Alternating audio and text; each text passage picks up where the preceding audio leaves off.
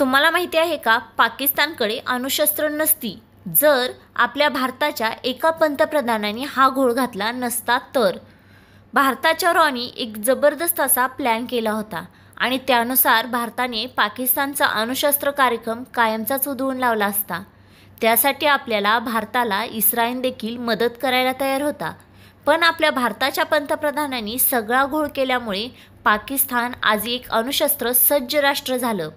आणि यावेळी या कार्यक्रमाचे अजित डोवाल यांची देखील महत्त्वाची भूमिका होती. नक्की काय काय घडलं होतं आणि ते सगळं पाहूया आपल्या आजच्या या व्हिडिओमध्ये. हा व्हिडिओ अतिशय इंटरेस्टिंग आणि देशासाठी अतिशय महत्त्वाचा असणार आहे, त्यामुळे तुम्ही हा शेवटपर्यंत नक्कीच बघा. नमस्कार, स्वागत आहे तुमचे आपला यूट्यूब चॅनल जीवनावरील इतिहास. 1968 साली भारताचे पंतप्रधान इंदिरा गांधी यांनी भारताच्या शत्रूच्या बरोबर लढण्यासाठी परदेशात कारवाई करण्यासाठी रिसर्च आणि अनालिसिस विंग म्हणजेच रॉ या संस्थेची उभारणा केली होती. रॉ हे पहिले प्रमुख होते. आर्यन काव यांच्या नेतृत्वाखाली भारताने जगातल्या सर्वात प्रभावी इंटेलिजन्स नेटवर्क उभं केलं. म्हणजेच आत्ताचे भारताचे नॅशनल सिक्युरिटी ॲडव्हायझर अजित डोवाल हे देखील आर्य काव यांच्याच तालमीत तयार झालेले आहेत. त्यामुळे अजित डोवाल यांनी भारताचे इंटेलिजन्सचा संपूर्ण इतिहास स्वतःच्या डोळ्यांनी पाहिलेला आहे आणि त्याचाच एक महत्त्वाचा भाग देखील त्यांना माहिती आहे. तर 1974 साली भारताने पोखरणमध्ये अणुचाचणी करून अणुशस्त्र सज्जतेच्या दिशेने पहिलं पाऊल टाकलं होतं. मग काय, अशीच पावले लगेच पाकिस्तानला देखील टाकायला लागली. कारण भारत जे काही करतो ते पाकिस्तानला तर करायचंच असतं. पाकिस्तानचे पंतप्रधान जुल्फी अली खान भुतो यावेळी एक हुशार शास्त्रज्ञाच्या शोधात होते आणि त्याचवेळी त्यांना हॉल्डनच्या युरेनियम फॅसिलिटीत काम करणारे आर्क्यू खान येऊन भेटले. हे आर्क्यू खान हे पाकिस्तानी नॅशनल होते. आर्क्यू खान यांच्या मागणीप्रमाणे मग जुल्फिकार भुट्टो यांनी त्यांना एक अत्यंत सिक्रेट अशी जागा त्यांच्या न्यूक्लियम प्रोग्रामसाठी दिली. आणखी पाकिस्तानचा अणुशस्त्र कार्यक्रम 1975 साली चालू झाला. पाकिस्तान अणुशस्त्र सज्ज होणार म्हणजेच भारताला कायमचीच डोकेदुखी होणार ही गोष्ट मात्र इंदिरा गांधींना चांगलीच समजत होती. त्यामुळे इंदिरा गांधींनी आपल्या रॉची आणि इंटेलिजन्स ब्युरोची एक बैठक बोलवली आणि सांगितले की आपल्याला पाकिस्तानचा हा अणुशस्त्र कार्यक्रम उधळून लावायचा आहे. मग ठरल्यानुसार रॉचे काही अधिकारी 1975 ते 76 साली वेगवेगळ्या नावांनी आणि वेगवेगळ्या वेशात पाकिस्तानमध्ये गेले. यामध्ये एक होते भारताचे आत्ताचे NSA म्हणजेच अजित डोवाल देखील. अजित डोवाल आणि भारताचे इतर एजंट पाकिस्तानमध्ये वेगवेगळ्या शहरात वेगवेगळ्या ठिकाणी वेगवेगळ्या रूपात जाऊन राहिले आणि पाकिस्तानचा हा अणुशस्त्र कार्यक्रम कुठे चालू आहे याचा शोध घेत होते. कारण त्या काळात काही GPS किंवा इंटरनेटची टेक्नॉलॉजी नव्हती, त्यामुळे स्वतः जाऊन शोध घेणे हा एकच उपाय असायचा. अजित डोवाल यावेळी एका भिकाऱ्याच्या वेशात पाकिस्तानच्या कुहता या गावात बसायचे. हे गाव रावळपिंडीपासून जवळच होते. तिथे येणाऱ्या प्रत्येक शास्त्रज्ञाचा त्यांनी पाठलाग केला आणि त्यांचा शोध घ्यायला प्रयत्न केला. त्यातला एक शास्त्रज्ञ रावळपिंडीच्या एका सलूनमध्ये जाऊन केस कापतो हे त्यांच्या लक्षात आल्यावरती त्यांनी म्हणजेच अजित डोवाल यांनी इतर काही रॉच्या एजंटनी अत्यंत गुपचूपपणे जाऊन त्या शास्त्रज्ञाच्या सलूनमध्ये केस कापतो तिथे खाली पडलेले केस उचलले आणि ते भारतामध्ये चाचणी करण्यासाठी पाठवून दिले. आणि ते कशामुळे चाचणी करण्यासाठी पाठवून दिले तेही मी तुम्हाला सांगते.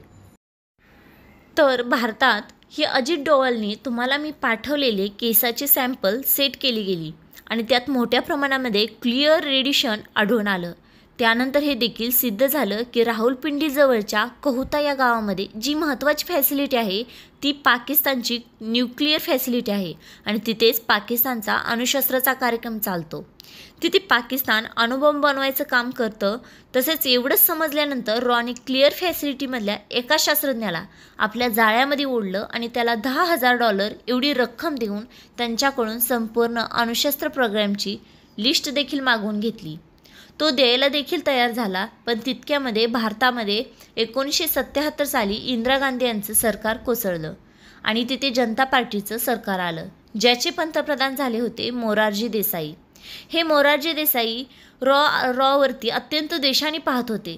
त्यांच्या दृष्टीने रॉ ही संस्था म्हणजे इंदिरा गांधींनी निर्माण केलेली संस्था आणि ही विरोधकांवर लक्ष ठेवण्यासाठीच केलेली संस्था. त्यांनी आल्या 30% कमी केले.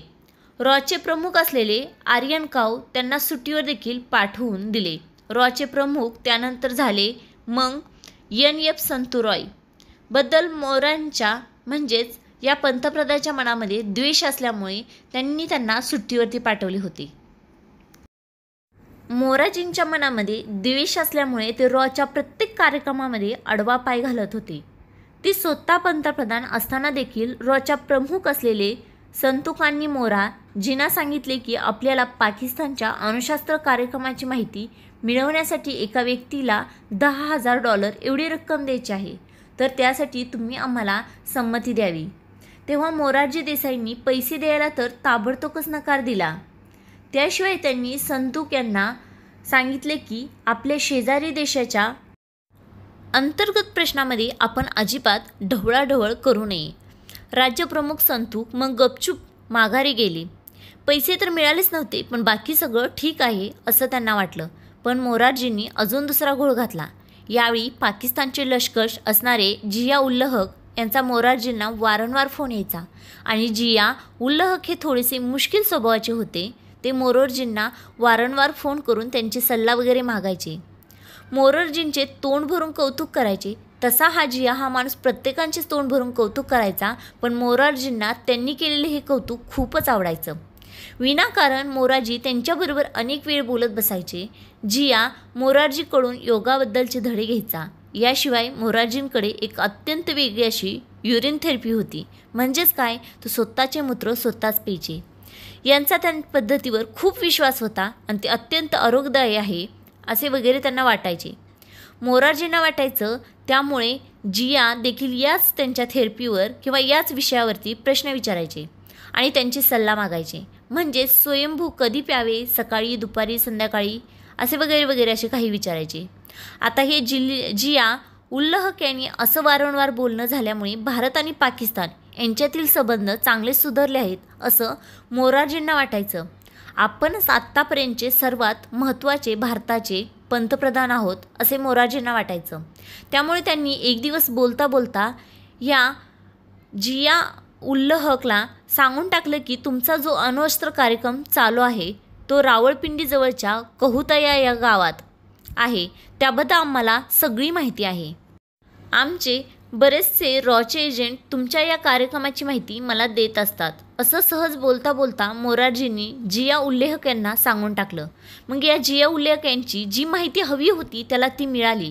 त्यानंतर त्या जिया उल हकने पाकिस्तानमध्ये मोठ्या प्रमाणात रॉच्या एजंट्सची धरपकड केली आणि त्यांची कत्तल केली. मोरारजींच्या एका घोळामुळे रॉचे अनेक एजंट पाकिस्तानमध्ये मारले गेले. आपल्या देशाच्या सुदैवानं अजित डोवाल त्यावेळी पाकिस्तानात नव्हते, ते भारतात परत आलेले होते. अशा प्रकारे इंदिरा गांधींच्या विरुद्धचा राग या पंतप्रधानांनी रॉवरती काढला. पण एवढेच करून ते थांबले नाहीत. त्यांनी यापेक्षा अजून नवीन नवीन घोळ घातले. ते काय ते सांगते मी तुम्हाला. यावेळी इस्रायलचे परराष्ट्रमंत्री मोशे दयान यांनी भारताच्या पंतप्रधानाची भेट मागितली. रॉची आणि मोशे दयान यांची थोडी बोलणे तर अगोदरच झालीच होती, पण पाकिस्तानसारख्या देशाला अणुशस्त्र सज्ज होणं हे इस्रायलला देखील जड जाणार होतं. म्हणून इस्रायलने जसा इराणचा अनुभव कार्यक्रम उद्ध्वस्त केला होता तसा विमानातून बॉम्ब टाकून पाकिस्तानचा देखील उद्ध्वस्त करायचा असा विचार केला होता. म्हणजेच काय, तर इस्रायलच्या डोक्यामध्ये एक प्लॅन होता. तो म्हणजे की पाकिस्तानजवळ असणारे एअर बेस हवं होतं, कारण इस्रायल त्यांच्या एवढ्या लांबून 3-4 हजार किलोमीटर लांबून घेऊन येऊन बॉम्ब पाकिस्तानवरती टाकू शकत नव्हतं. त्यासाठी त्यांना रिपब्लिक जागा हवी होती. त्यासाठी त्यांनी मग भारताचा मुंबईचं विमानतळ हवं होतं आणि तेही या ऑपरेशनसाठीच. त्यामुळे इस्रायल यांनी द्यावं अशी मागणी मोरारजींकडे केली. पण इस्रायलने केलेली ही मागणी मोरारजींनी ताबडतोब या गोष्टींसाठी नकार दिला आणि त्यांनी पुन्हा इस्रायल देखील हे सांगितलं की पाकिस्तानच्या अंतर्गत प्रश्नामध्ये आपण हस्तक्षेप करू नये. हे शेजार धर्माच्या विरुद्ध आहे. आम्ही ते करणार देखील नाही आणि तुम्ही देखील ते करू नका. त्यामुळे पाकिस्तानचा अणुशस्त्र कार्यक्रम तसाच चालू राहिला. YQ खान यांनी पाकिस्तानला 1999 साली अणुशस्त्र सज्ज राष्ट्र बनवलं आज भारताकडे जशी अणुशस्त्र आहेत तशीच पाकिस्तानकडे देखील आहेत. हे सगळं मोरारजी देसाई यांच्या इंदिरा गांधी यांच्या विरुद्धच्या द्वेषामुळे घडलं. त्यांचा इंदिरा गांधींच्या विरुद्ध इतका द्वेष होता की ती त्यांच्या भारताबद्दलच्या प्रेमापेक्षाही मोठा झाला होता आणि हे त्यांनी सिद्धच झालं. त्यामुळे मोरारजी जर भारताचे पंतप्रधान झाले नसते तर कदाचित आज पाकिस्तानकडे अणुशस्त्र नसतीच. कारण दुसरा एखादा पंतप्रधान जरी यापेक्षा किंवा या जागेला असता तर त्यांनी असे चांगले निर्णय घेतले असते आणि हे अणुशस्त्राचा कार्यक्रम नक्कीच उद्ध्वस्त केला असता. मोरारजींनी केलेला हा सगळा गोंधळ हा त्यांच्या काळातल्या अनेक लोकांना माहिती असेल, पण भारताच्या या रॉच्या एक अधिकारी असणारे वीरमन यांनी द काउ बॉईज ऑफ पुस्तक लिहिले आहे. यामध्ये या घटनेबद्दलचं पूर्ण स्पष्टीकरण लिहिलेलं आहे आणि आज पाकिस्तानमधल्या किरण या टेकड्यामध्ये असणारा अणुबॉम्ब बद्दल आपण बोलतोय. त्याशिवाय इतर अनेक ठिकाणी त्यांची अणुअस्त्र सध्या विखरलेली आहेत.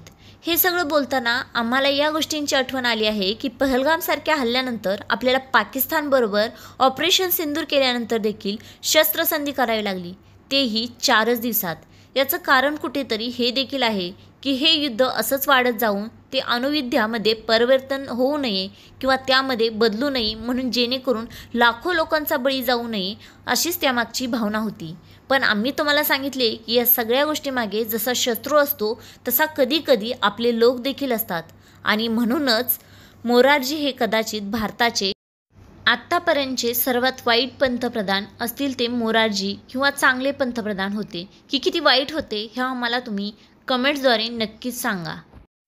एक गंमत अशी की भारत आणि पाकिस्तान यांच्यामध्ये संबंध मोरारजी देसाई यांच्या काळात सर्वात जास्त सुधारले म्हणून पाकिस्तानने त्यांच्या देशातल्या सर्वोच्च नागरिक पुरस्कार असणारा निशाणी पाकिस्तान हा पुरस्कार मोरारजी देसाई यांना 1990 सालीच दिला होता. म्हणजे एवढ्या सगळ्या आतल्या बातम्या दिल्यावर एवढा तर पुरस्कार त्यांना द्यायलाच पाहिजे. अशा प्रकारे इस्राईलना आणि भारताचे पंतप्रधान इंदिरा गांधी यांनी अत्यंत विचारपूर्वक घेतलेला हा निर्णय मोरारजी देसाईंनी आपल्या वैयक्तिक द्वेषापोटी उधळून लावला. आणि या गोष्टीबद्दल तुम्हाला काय वाटतं हे कमेंट्समध्ये जरूर सांगा. व्हिडिओ कसा वाटला ते देखील कमेंट्समध्ये सांगा.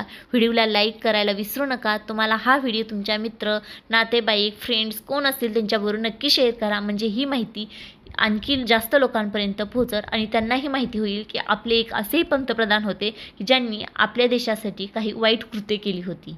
कसा वाटला व्हिडिओ नक्की सांगा. धन्यवाद.